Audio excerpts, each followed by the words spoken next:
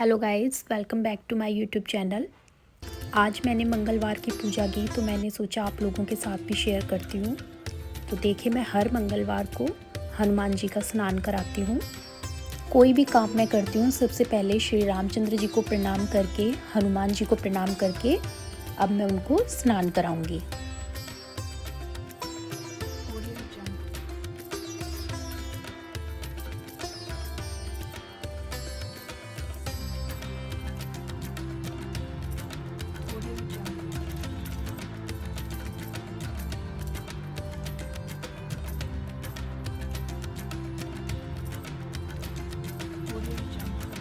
अब हनुमान जी को प्रणाम करके और श्री राम जी का उच्चारण करते हुए हम इनको स्नान कराएंगे। जय श्री राम, जय श्री राम, जय श्री राम, जय श्री राम, जय श्री राम।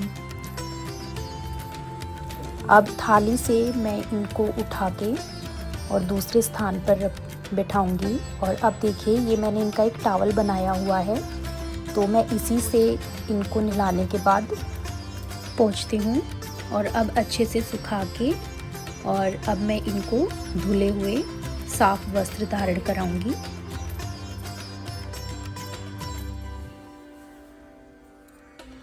तो देखिए, आप लोग भी जिस भी अपने इष्ट को मानते हैं तो कृपया करके अपना कुछ समय भगवान के चरणों में ज़रूर लगाइए।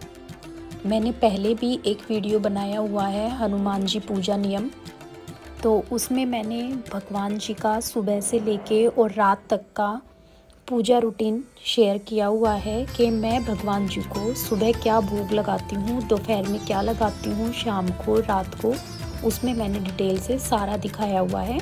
अभी का जो वीडियो है इसमें ओनली आज मैंने सुबह पूजा की है। मैं हर मंगलवार पूजा करती हूँ हनुमान जी की, मतलब स्नान कराती हूँ, पूजा तो मैं डेली करती हूँ। तो मैंने सोचा आज आप लोगों के साथ भी शेयर करती हूँ। तो देखिए, अगर आप अपने किसी भी इष्ट की पूजा या सेवा शुरू करते हैं तो उसमें कोई भी एक्स्ट्रा एफर्ट लगाने की ज़रूरत नहीं होती। देखिए, मैंने बहुत ही सिंपल तरीके से पूजा की है और बहुत ही सिंपल भोग में लगाती हूँ। अगर मेरे पास टाइम होता है तो मैं अलग से सब्जी बनाती हूँ, ज़रूर कोशिश करती हूँ मैं बनाने की। लेकिन कभी ऐसा होता है कि टाइम नहीं भी होता है तो दही में थोड़ा सा मीठा डाल के और एक रोटी के साथ आप भगवान को भोग लगा सकते हैं। देखिए, ज़रूरी नहीं है कि हम भगवान को भोग लगाएंगे तो पूरा थाल हमें सजा के भोग लगाना है, ऐसा कुछ भी नहीं है।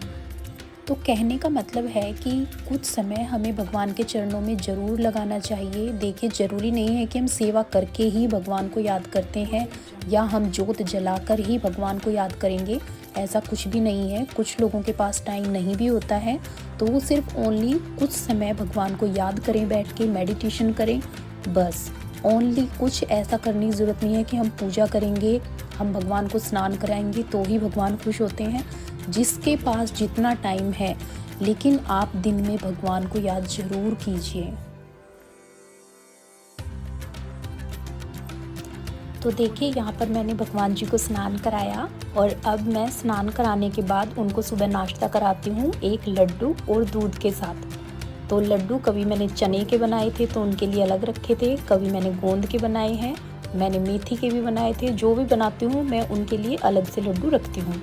और सुबह का भोग मेरा फिक्स है लड्डू और दूध, तो मैं उनको सुबह लड्डू और दूध का ही भोग लगाती हूँ। अब तो देखिए, कितने सिंपल तरीके से मैंने उनका ब्रेकफास्ट रेडी किया है। और अब मैं कर रही हूँ पूजा। तो जब मैं पूजा करती हूँ सुबह और शाम को तो मैं रामचरितमानस का पाठ करती हूँ। तो जितना मेरे पास समय होता है उतनी देर मैं करती हूँ। रामचरितमानस के मैं 2 पेज 3 पेज करती हूँ, फिर मैं बीच में कलावा लगा देती हूँ जिससे कि मुझे याद रहता है कि मैं इस वाले पेज पर थी।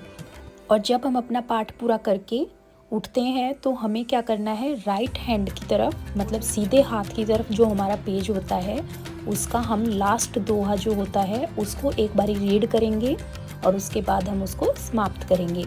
तो अगली बार जब हमें उसको रिपीट करना है, हमें उसको पढ़ना है, तो हम लास्ट वाले दोहे को ही एक बारी फिर से रिपीट करेंगे, फिर से हम उसको पढ़ेंगे और फिर हम आगे से स्टार्ट करेंगे।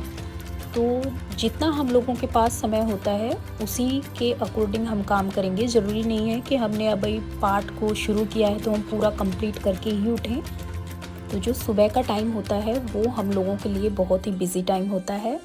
तो ऐसा नहीं है कि हमें 8 बजे 7 बजे ही पूजा करनी है। देखिए, हम बच्चों को स्कूल भेज के, ऑफ़िस भेज के, उसके बाद हम अपना जैसे भी हमें टाइम लगता है 9 बजे, 10 बजे, 11 बजे, तो उसी टाइम हम अपनी पूजा शुरू करेंगे।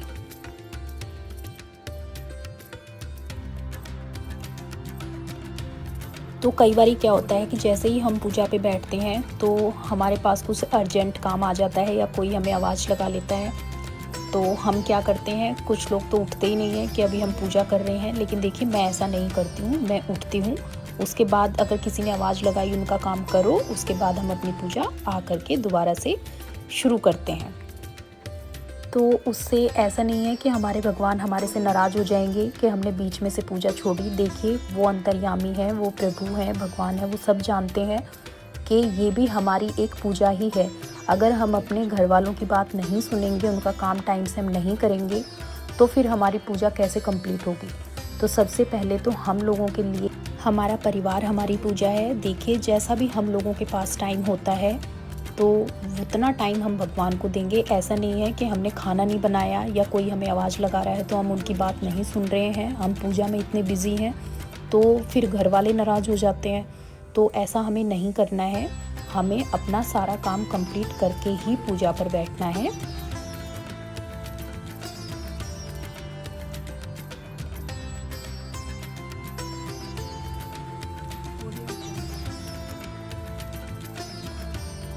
तो ये देखिए, राइट हैंड की तरफ वाला जो लास्ट दोहा है, मैंने यहाँ से छोड़ा था और अब मैं इसके आगे से पढ़ना शुरू करूँगी। तो मैंने इसके 2 पेज कंप्लीट किए हैं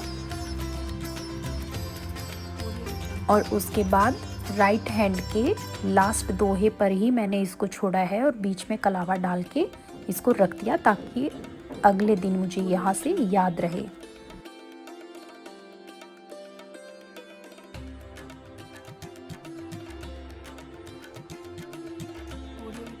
जब भी हम किसी बुक को पढ़ते हैं तो प्रणाम करके ही हमें शुरू करना है और जब हम उसको रखते हैं तब भी हमें प्रणाम करना ही है।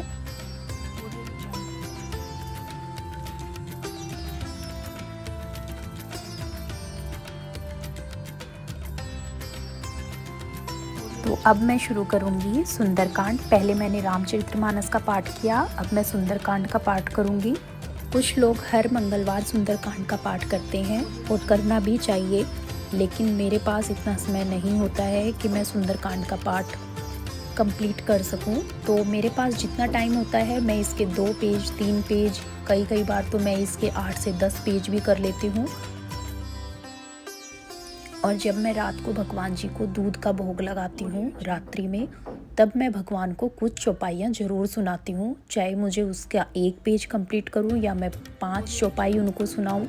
जितना टाइम होता है उसी के अकॉर्डिंग मैं उनको रात को कुछ चौपाइयाँ ज़रूर सुनाती हूँ।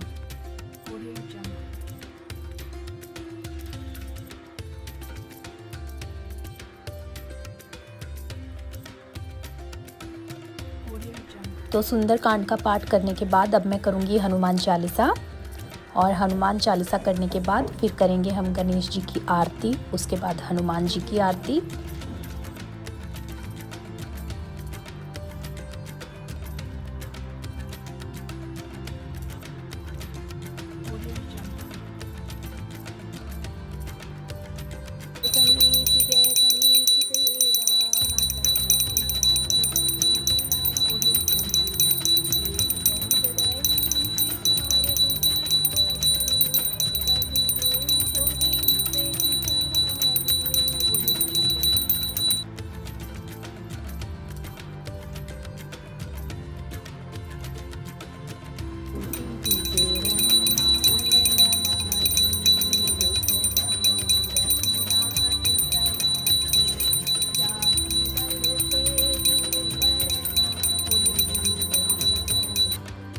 तो देखिए, जब मेरी आरती कंप्लीट हो जाती है तो सुबह के समय मैं कपूर, लोहान, गूगल सामग्री इन सब की धुनी देती हूँ।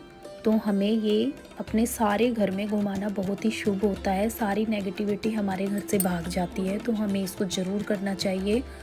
तो पहले मैं अपने मंदिर से शुरू करती हूँ, अपने भगवान जियों को मैं धुनी दिखाती हूँ।